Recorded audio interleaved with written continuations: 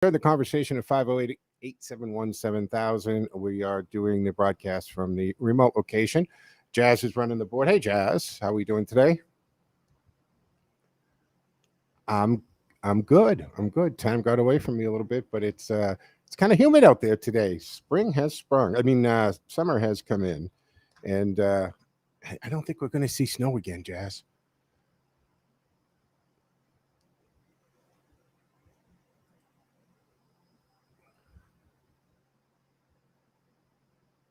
Yeah, yeah. I got to tell you, it's crazy. Break out the ACs, folks. All right, we've got a lot to talk about when we run through some housekeeping. Join the conversation at 508-871-7000. That's 508-871-7000. You can also text us on our text line, 617-297-8388, 617-297-8388, or email textjoeontheradio@gmail.com. In real time, it appears on the same screen in studio, folks. And we are, of course, always broadcasting on the TuneIn app. And all you have to do there is, if you don't have it downloaded, a couple seconds, punch in WCRN. Do me a favor, hit the like button on that so that we're very easy to find. It will pop up right there. All right, folks. Obviously, we've got to talk a little bit about these shootings. They are, yes, all too commonplace. There's no question about that. And what do you want to say here? I know they're going to attack the guns. I can't say this anymore. For years, you'd point out the gun isn't doing the crime. It's the person doing the crime. The person, folks. Now, the supermarket shooting, when it first broke the other day, in the initial hours after it, right away they were calling it a racial incident, and I said then, wait, slow the rolls, let them investigate and find out. The media has this tendency to really fuel any racial divide that they can. The evidence is overwhelming. Look at the last 3 to 4 years, right? Now the investigation has gotten some traction. They've gotten into the social media. They've gotten into computers. They've done the search warrants. They've done these things. They've been able to take a look at who this individual is. And yes, he's a racist. This is a hate crime, 100% hate crime, and he should be prosecuted.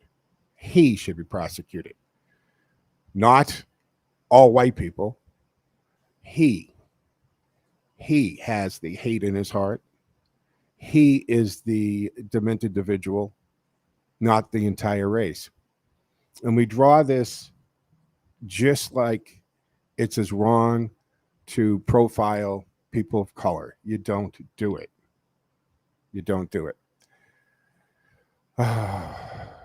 What are we going to do? Stop, right? We've got the newer, or the new governor of New York. She's coming out. And all of the politicians, usually on the left, say the same thing right away. We need gun laws. We need gun laws. Folks, they don't enforce the gun laws that we have. They don't enforce them. Every weekend in these major cities, Detroit, Chicago, New York, LA, sometimes there are dozens of shootings in one weekend and people killed. Mother's Day weekend, 7 shootings, right? 3 people killed. But we don't see outrage on Monday. We don't see coverage. Why? People have died. People die every weekend from gunshots, knife, machete.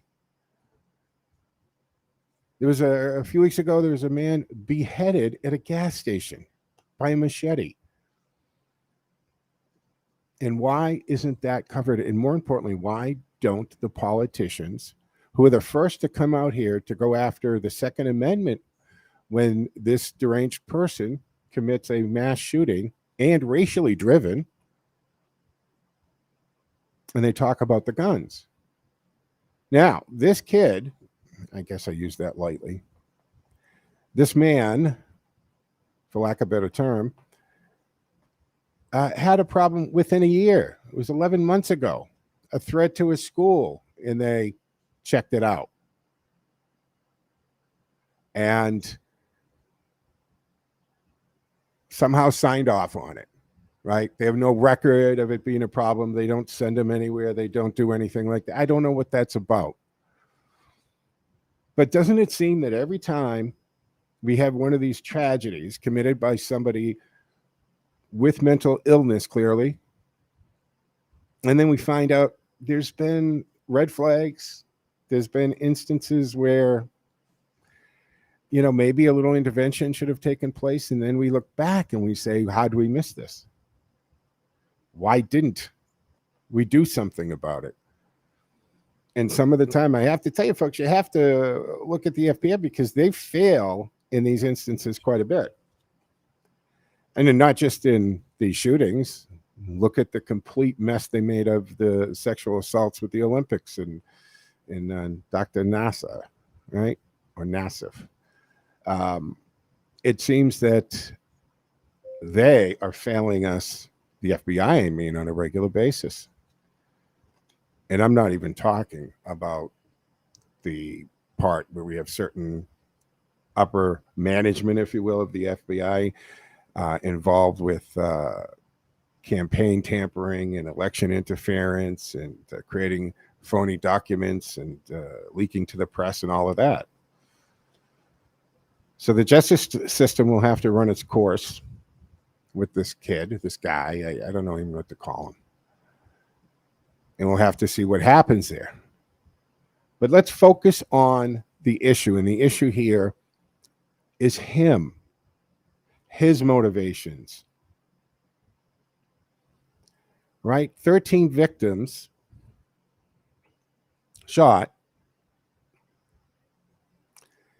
And we have dead individuals. Now, majority of the victims, I think all but 2, were black. And apparently he scoped this area out. He drove about 3 hours plus to get there, spent the day trying to pick a target that meant a lot to the community and that would be heavily populated with locals. That population, that area, the town he's in, is like 80% black is the demographic there. And the school reported about this troubled young man, because he made statements indicating that he wanted to do a shooting, either a graduation ceremony or something other. That's according to local Buffalo News. And apparently he purchased a Mossberg 500 shotgun in January this year. And an XM15 semi-automatic rifle, which is sometimes a misnomer because basically every slide action gun is a semi-automatic. But the thing here is he was fully outfitted in tactical gear. I mean, 18-year-old with full tactical gear. And from the articles I've read, it seems as though this isn't coming from mom and dad, this hate. It seems he was radicalized on the internet and that he had access there. And of course, you can find plenty of ultra-left, ultra-right, racist, homophobic, Islamophobic. I mean, it's out there. That's the internet, folks. That's the internet. All right. Any comments or input you'd like to put into this, you're welcome to do so at 508-871-7000, 508-871-7000. But this is the Monday during the month that we're joined by Dr. Larry Fedorwar, and he'll do so shortly.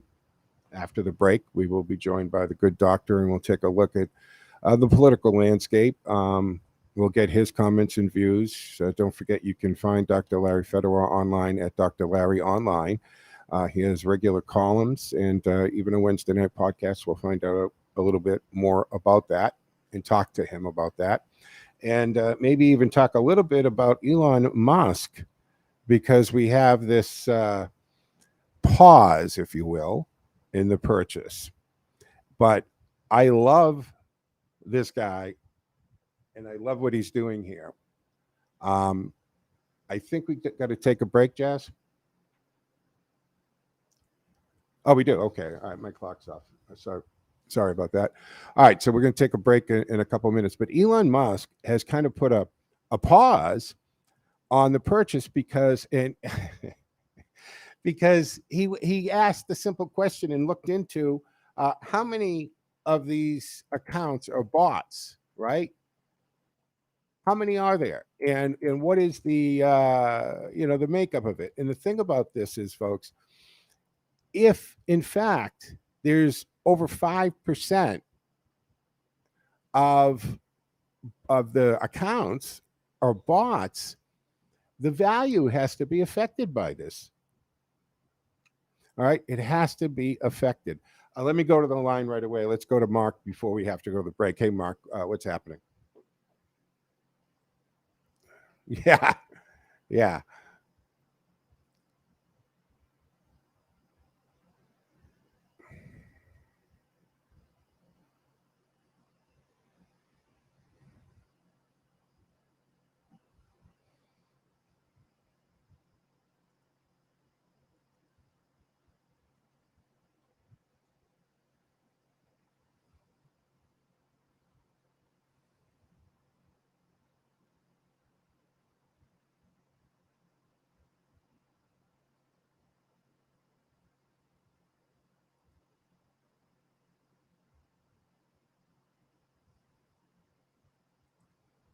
Yeah.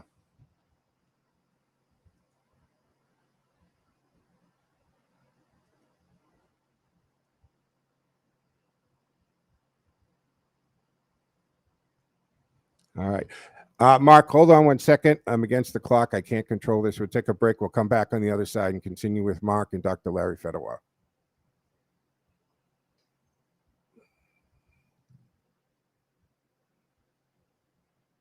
All right.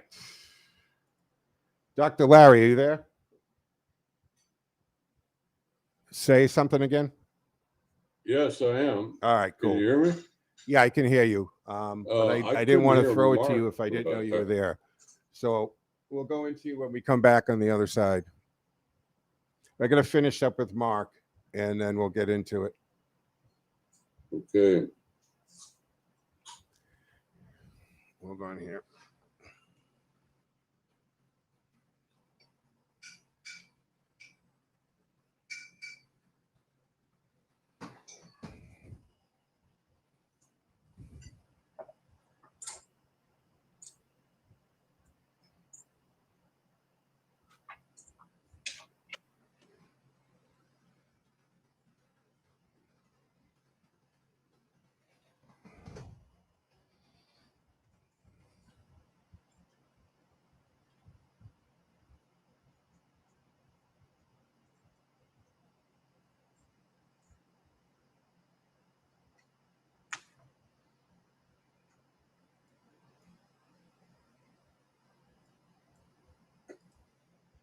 Hey, Jazz, do you have the messenger chat open?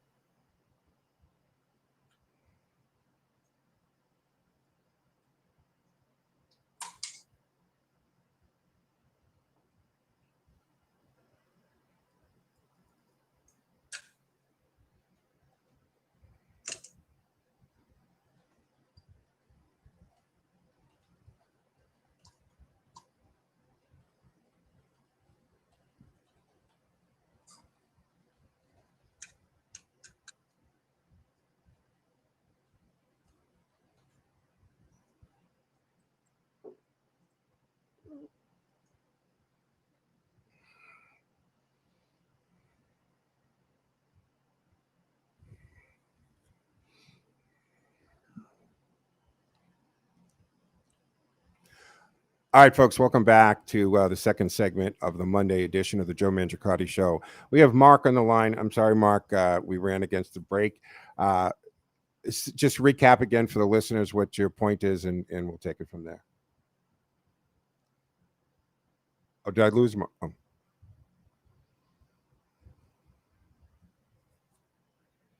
Yep.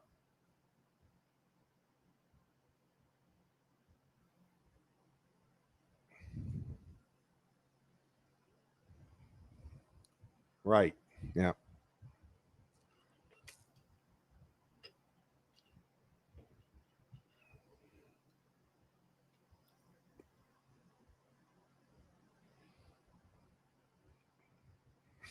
Yep. Fair point.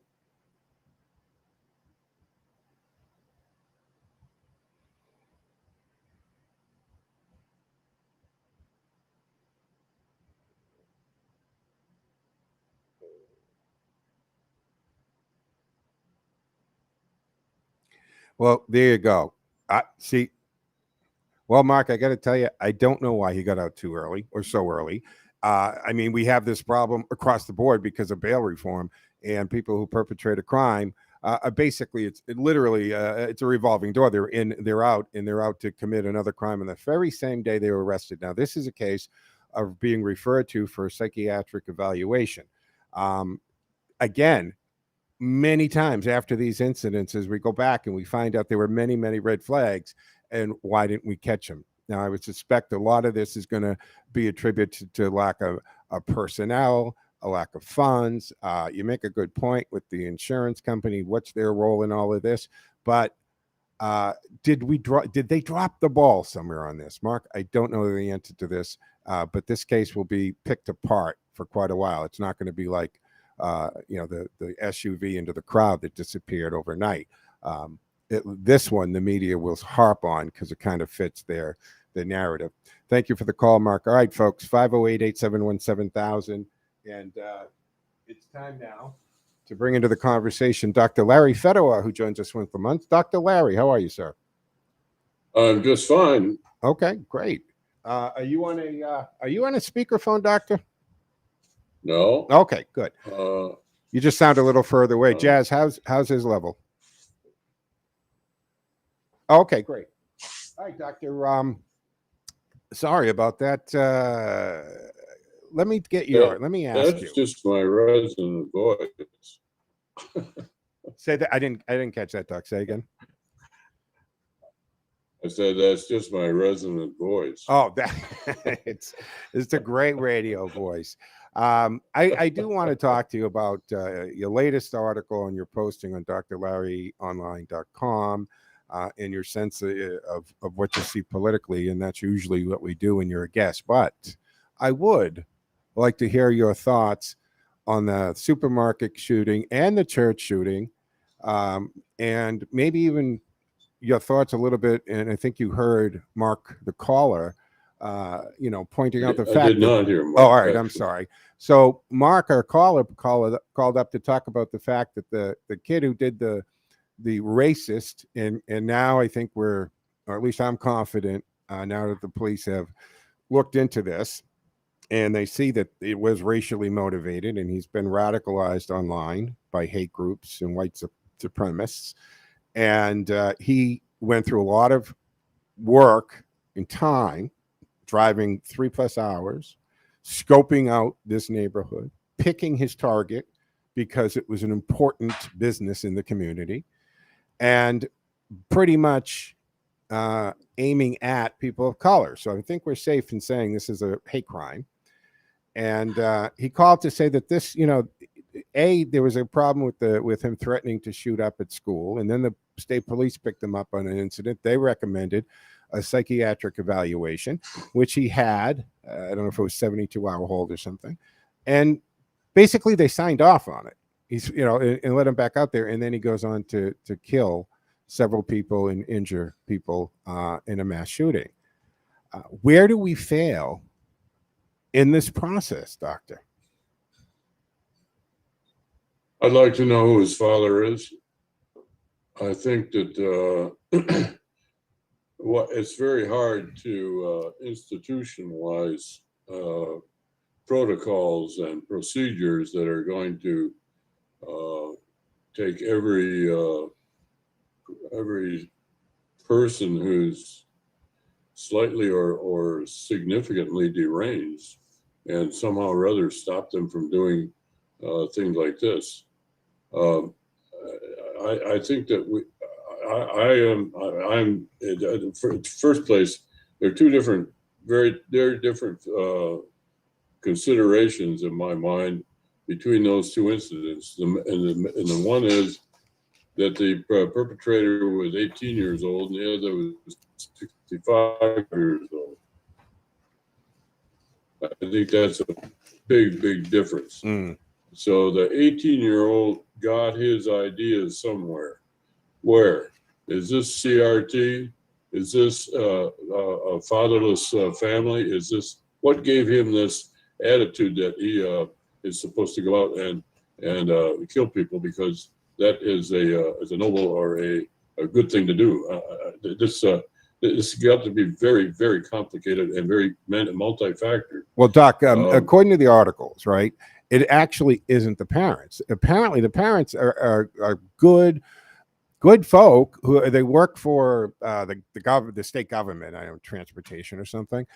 This is clearly something that he's been radicalized online. He's gotten these thoughts and this diatribe of hate from the internet, and now they have their search history, they have the website history, and the communication. So now they know. But this didn't happen. This didn't happen overnight. And exactly, where were the parents? All these great parents when he was collecting all this. He was spending all his time on these websites. Also, who paid attention to this kid? Nobody paid attention to him until he started trying to kill people. Yeah, and there's a lot of background noise there. Do you have something going on? I do not. Oh, okay. I wonder that I know of. Okay. I don't know. Maybe it's the connection. But the other question that comes to mind on this is, in January, he bought a couple of guns, some serious guns. And I'm a guy that grew up in a house full of guns. My father's a police officer. I was a kid when I started going to the range with him and other police officers. Got my permit to carry concealed at 18. And I don't understand how he bought that. He couldn't have been a dealer because you're going to be 21. So I have questions about obtaining the gun, and wouldn't a parent be very concerned? That's one of the many factors, and that does need to be tightened up. But you can do a private sale. I guess my problem is we have a complete failing of most of our institutions in the United States right now. The family, the school, the church, the civil authorities, law enforcement.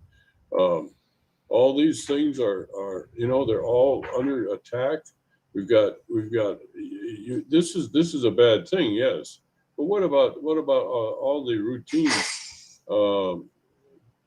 problems that we see in the big cities, where the vandals are going into jewelry stores and just picking up everything at will. I mean, we see this on television all the time. Well, not all. We have a much bigger problem than just a bunch of kids that go out and want to shoot people.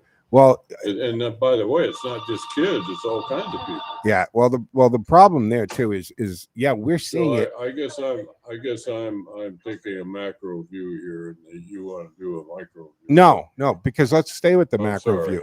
No, let's take with that's my speech. All right. Stay with the macro view, because you made a point about what we see on TV every day, but not all TV. Because when you go to the CNNs and the MSNBC of the world, they're not covering the crime. As a matter of fact, they mock the crime. They mock the Fox News channel who is covering it. They're mocking them because they have cameras at the border watching thousands of illegal migrants cross over. They mock Fox News because we're showing I own part of Fox, because they're showing the smash and grabs. They're showing the crime, but in a certain world, inside the Beltway and on those channels, it's a different world. We're in bizarro land. They don't cover those incidences, but they're happening, right? They are happening, and there's no consequences to it. Yeah, but local channels do tend to they all lead with the big crime stories. That's almost their lead every time they go on the air.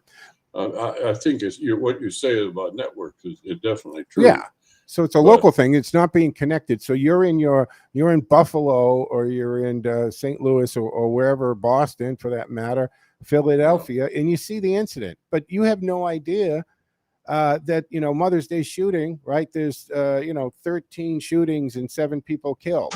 You're not going to hear Yeah. about that on the left Well, news media. I mean, that's another one of the institutions that's just been so corrupted that it's pathetic. I mean, Absolutely. we need a backbone in this country, and we've got to get our values back, and we've got. I think. I'm sorry, I'm not adhering closely to your analysis here, but I just find it so frustrating that nobody is standing up, or put it this way, increasingly people are starting to stand up, and they are starting to realize what we've lost. Yeah. When because the ultimate things that could be done have been done, particularly by the administration. Doc, I got to hold you there. I got to hold you there because, Doc, we're against the clock. Doc, I got to hold you there. We're against the clock. I can't control the break. So we'll take a break, folks. We'll continue with Dr. Larry Fedor on the other side. Stick with us. 508-871-7000.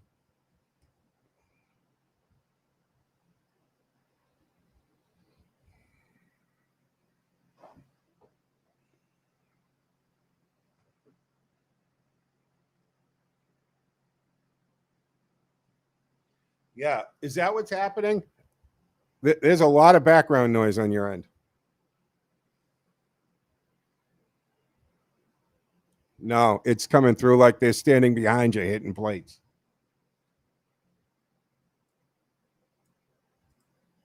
Yeah, it sounds like you're in a work, like a factory floor, for crying out loud.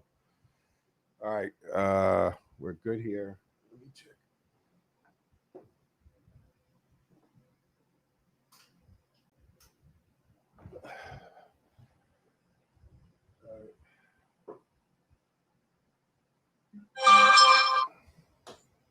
All right, we should be okay coming back. I'm going to switch gears and get into your latest article. Oh, see, what's that noise? Is that coming from you? Yeah, we got all these things going off here at the same time. That was my cell phone. All right. Can you silence that? I did. All right.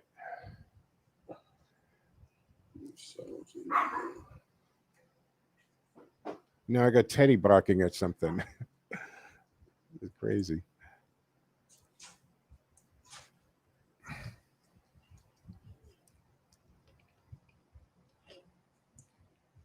Yeah, I've heard that Ted Cruz and Steve Bannon are calling for the impeachment of Biden as the first act of the new Congress. I'm not surprised, but I didn't see that. So who's filing the articles of impeachment? Well, they're not going to file until after they have the right. They got to win the election first. Right, but who's intending to? Bannon, I don't know who's in the Senate. Of course, it doesn't start there. I don't know about that. All right, we're coming back.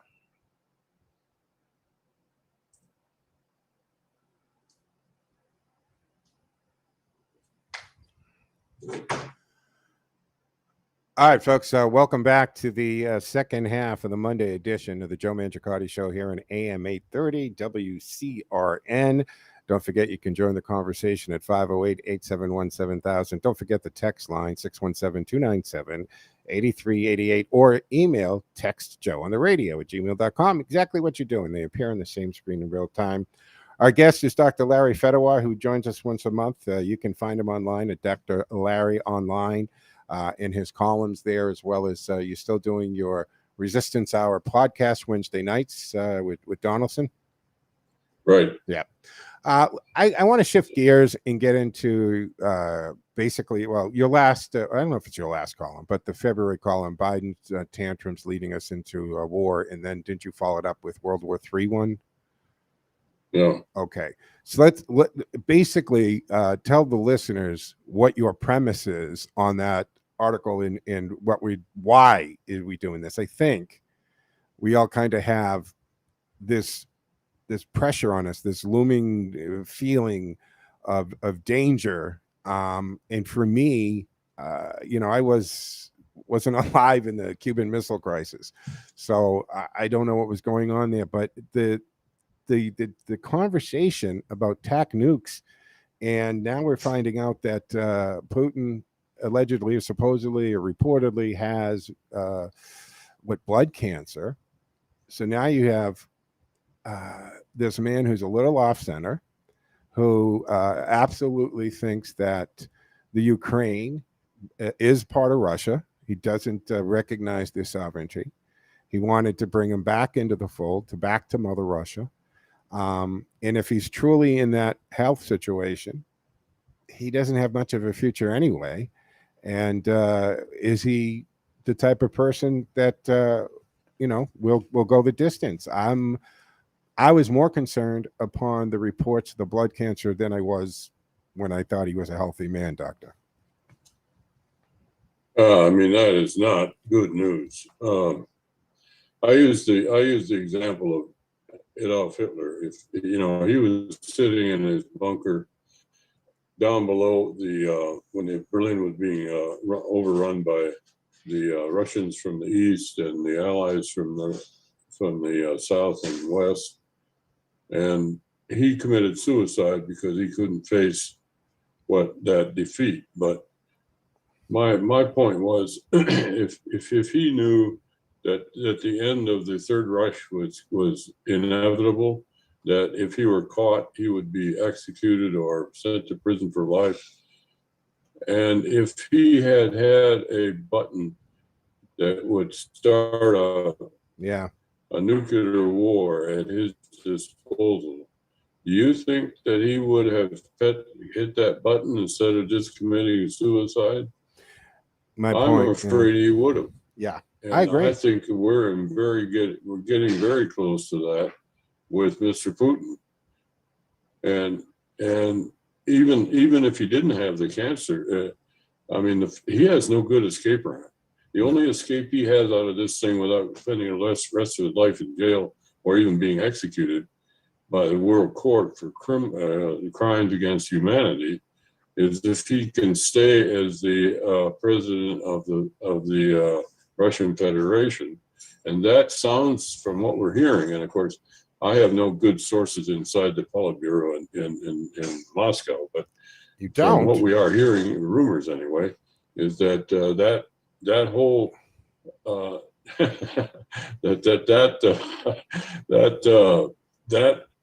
assumption that he will remain in power is getting less and less certain, because he's actually on both sides. He's mistrusting his own Politburo, and secondly, they're starting to get worried about him. And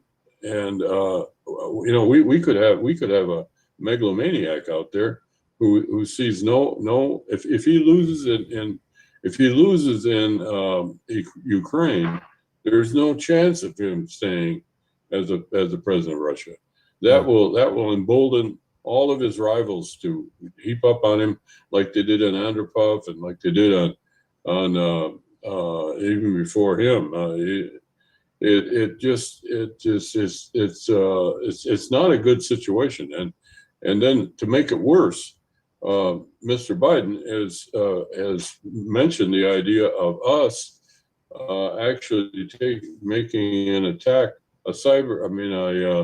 a nuclear attack against the Soviets if they start showing some kind of tactical he didn't say tactical, but some kind of nuclear explosion like he used in Syria. And the fact of the matter is, from at least, I don't know it's a fact, but at least it's widely assumed in our intelligence community, and this I do have some channels for, that he is that the United States is way, way behind in the latest developments of long-range warfare. And they're behind both Russia and China. And China is maybe not so much because they still don't have all the ships that would require. But nevertheless, here we are now because our military is spending more on time in CRT classes than they are in trying to keep our nuclear arsenal up to date. And then he goes challenging Putin to a nuclear war. I'm like, God, how stupid can you get? Yeah.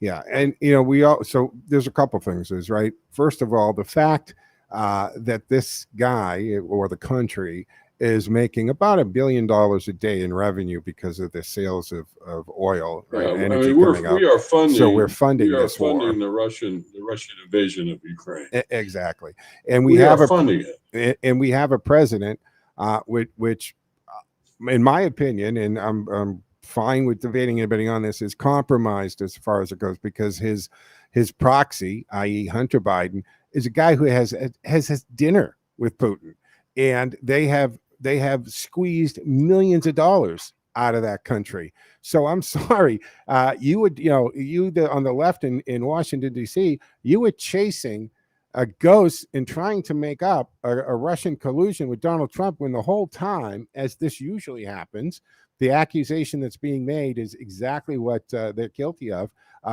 He is absolutely, the Biden family is connected to Moscow, connected to Russia.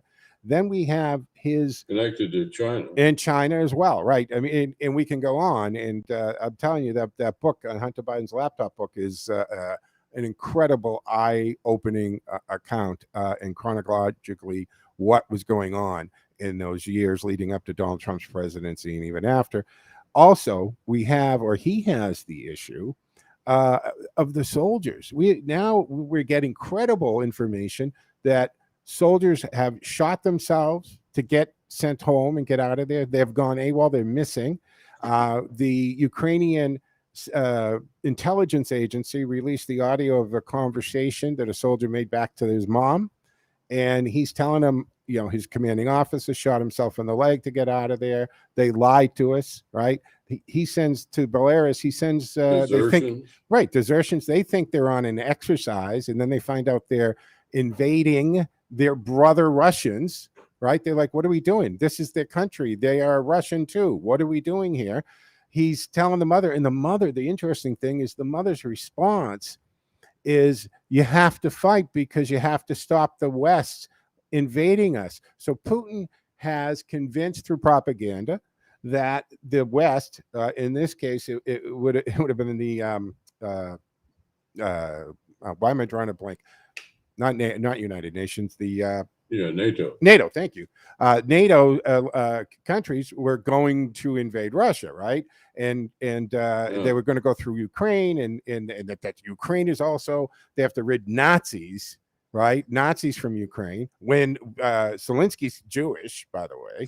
So you've got soldiers who they were lied to. They don't want to be there. They don't want to fight their brother Russians.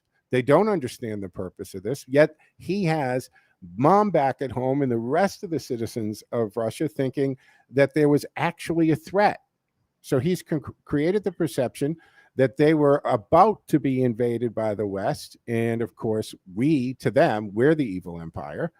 And it's coming from all directions and it's falling apart. And then, we've given so much money, and Rand Paul stopped that $40 billion with their little parliamentary proceedings, because if you add that to what we've already given, Doctor, that equals the Russian military budget. Plus, he wanted an inspector general, somebody dedicated to releasing the money and accounting for every penny, because let's face it, Ukraine is corruption central.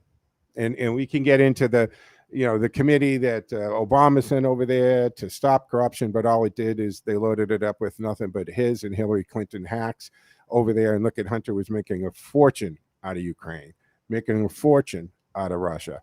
So this is so layered on so many things that are going on here. Well, back here in America, We have an invasion on the southern border happening to us here. We've got this baby formula situation, doctor, right? This is pallets and pallets in the southern border. The FDA closes down the factory that makes 40% of the formula for the country with no plan to make up that difference. And their accusation being bacteria causing 2 infant deaths. Yet the FDA hasn't been able to trace anything back to this factory, but they still haven't allowed it to open up.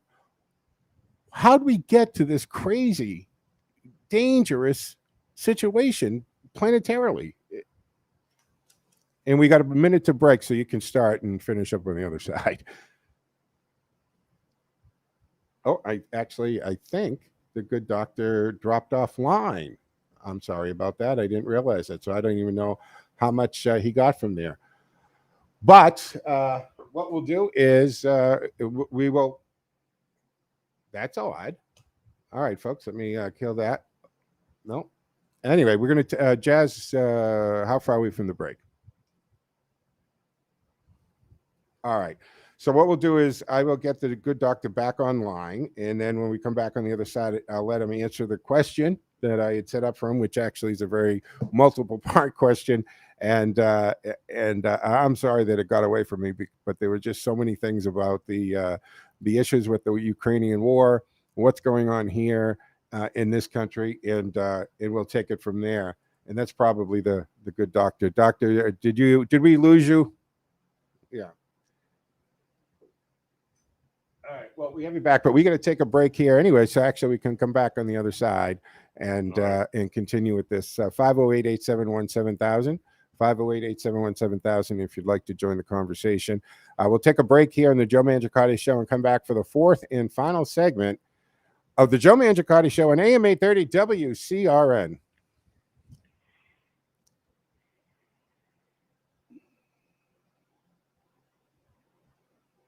All right, Doc. Yeah. All right. How much did you hear me setting up the scenario? Basically, I said funding it. Soldiers are committing injuries to themselves to get out. The Ukrainian government released the audio calling the mom. The mom and people in Russia are convinced. You heard all that. So where'd it drop off? I said this Zelensky. You said that Ukraine is the mother of corruption, and I said it was not under this guy though. No, okay. This guy has turned out to be he's been a Churchill. Yeah. And then I lost you. Okay. I mean, then I realized that you were gone. Okay. All right. So so we'll kind of bring it back to that. And what I did after that, I brought it back to here that we have basically an invasion happening on our southern border, a slow motion invasion going on. It's going to get worse after Title 42. We got the baby formula situation where the government shuts down the manufacture of 40% of the baby formula with no backup plan because of bacteria in 2 infants die. Yet FDA and no one's been able to trace it back to this factory, but they haven't allowed it to open, which I didn't say this on the air, but for our streamers are going to hear this. It starts to make me wonder, who are the owners of the Abbott company? Do they happen to be Republicans or Trump supporters? Because he had baby manufacturing CEOs in the Oval the other day, and who is missing? Abbott CEO, right? The largest baby formula manufacturer in the country isn't invited to this very important meeting. Why? Yeah. Well, they don't have very good backgrounding, do they? Jesus. I tell you. All right, we're coming back. The most incompetent. Got to be the most incompetent White House staff we've ever had. All right, folks, welcome back for the fourth and final segment of the Monday edition of the Joe Mangiacotti Show. Sorry about the dropout with Dr. Larry Fedorov. We have him back online, just a different way. So, Doctor, basically, say again, Jed, I'm sorry. Yeah. All right, but let me set this up. I was saying to Dr. Larry the issue with Ukraine, the war, what he's convinced the people at home, the soldiers lied to, they're getting out of there. We have all these problems back here, a slow motion invasion of the southern border, the baby formula issue, They closed down the largest 40% of baby formula from the Abbott company. Then he has a meeting with the CEOs of the baby formula companies, and they don't have Abbott there, right? The company that makes the most. And I didn't say this on the air, Doc, but I start to wonder what's going on, because they never trace anything back to this company. The 2 infants that died from bacteria, absolutely no evidence to suggest it came from that factory. So I wonder, who owns the Abbott manufacturing company? Are they Republican? Do they support Trump? Why were they left out of that meeting? Because that, as petty as it sounds, absolutely a Joe Biden thing. He would do it. You can't convince me he wouldn't be that petty. We've seen him blow up and get angry and call reporters stupid SOBs, and he's not the nice old man that they tried to portray. So we have a caller, but if you can get your feelings on, I just threw like 18 things at you, though. Me or you? Yeah. My overall statement is this is the most inept and poorly performing White House staff I think we've ever seen. It's just they live in a little tiny bubble. Yeah. Usually when you think of Washington, at least you think of a big bubble because of all the international and all the whole size of the country and everything. Yeah. These people, they're not living in a big bubble. No. They're living in a little bubble in which you got people like Bernie Sanders and what's her name in your show there, Elizabeth Warren, Yeah. and all those folks they're prominent, and nobody outside of the 14th Street Bridge even knows who they are. It's It's just absolute. They're not paying any attention to what the people. What's happened here is in my latest column, I said that the obsession with overturning all of the anything that Trump did has actually led to disaster. It's led to disaster on the border, on the international stage, on the energy inflation. Inflation is the leader of inflation is the energy absolutely. scarcity, and that's also the key to NATO because of Germany's dependence on Russia for oil, and we are now depending on Russia for oil, and they're going now back to Iran, and Iran that's if the emergence of Iran as a nuclear power is the absolute end. If that happens, that's the end of Israel. And just when we had Israel and the Arabs all talking to each other and the Abraham Accords, right? Stuff, Donald Trump achieved this incredible landmark there with the Abraham Accords. Media doesn't cover it all. He also warned Germany of this situation, and they literally laughed at him. He stopped it. He stopped the Nord Stream pipeline, and he told Germany, look, you can't do this. You're going to be dependent. And they laughed at him and mocked him for giving them that warning. And as far as... But then he offered to give them American supplies, which we had, and which they accepted.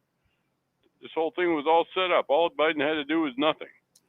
There you go. I said this many a times, that when he assumed the office of the presidency, he should have done nothing for 6 or 8 months. Let the oil keep flowing, export, the economy bounce back, the border under control.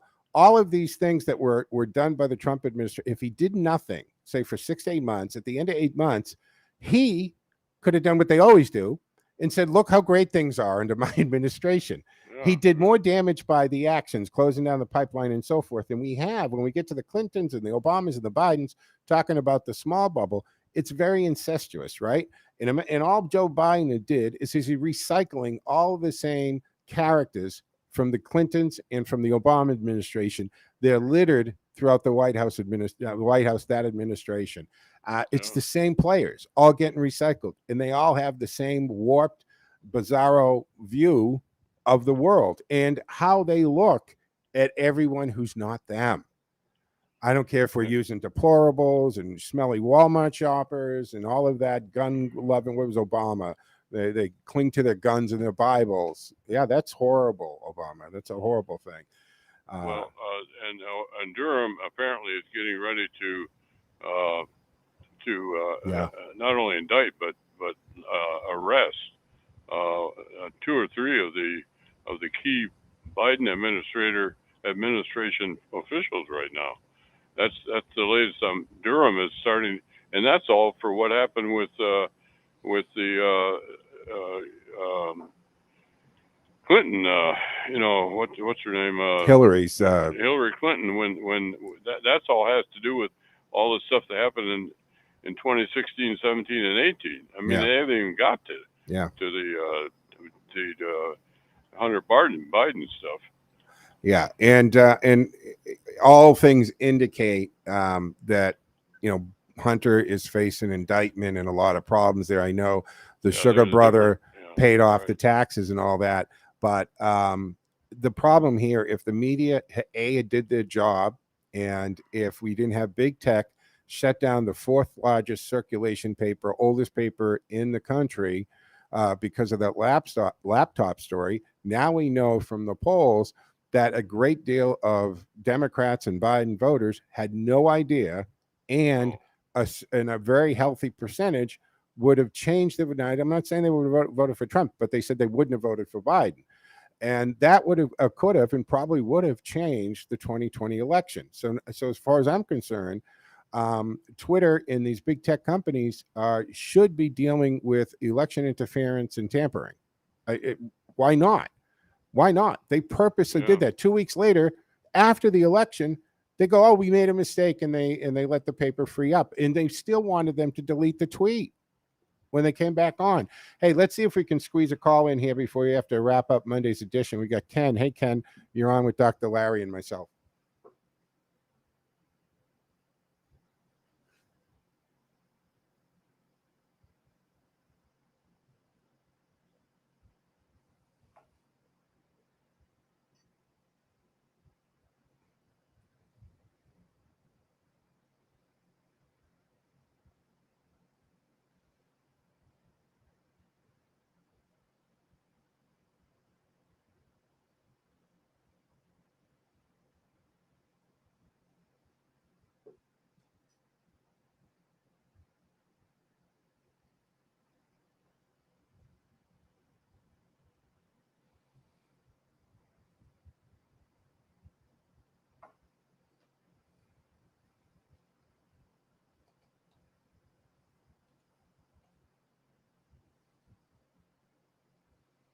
Well, I got to tell you, Ken, that I said this when it broke out.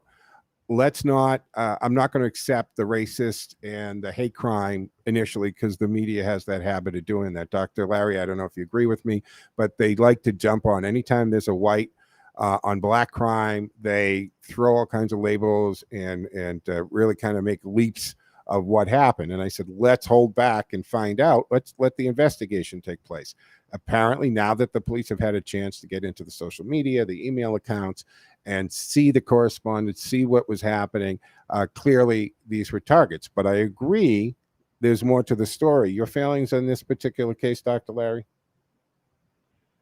I was not able to hear the caller, but I don't know why that shouldn't work like that. I'm sorry. Basically, Ken, the caller said, "Hey, I'm not going to. Let's not jump to conclusion. There's so much more that we don't know." And he, we're being told to believe that he drove this great distance and scouted this out. Like, why? What was going on? Why pick that place? But I think in this case, we got to give it time to unfold and investigation to take place. There's a lot of interviews that need to be done, and a lot of backgrounds that have to be checked, and a lot of technical stuff, right? The forensics on the computers and phones and stuff. Well, the police were already reporting it yesterday as a hate crime and racially motivated. I have no idea what their evidence was. I assume are reasonable people. And certainly the local people are anyway.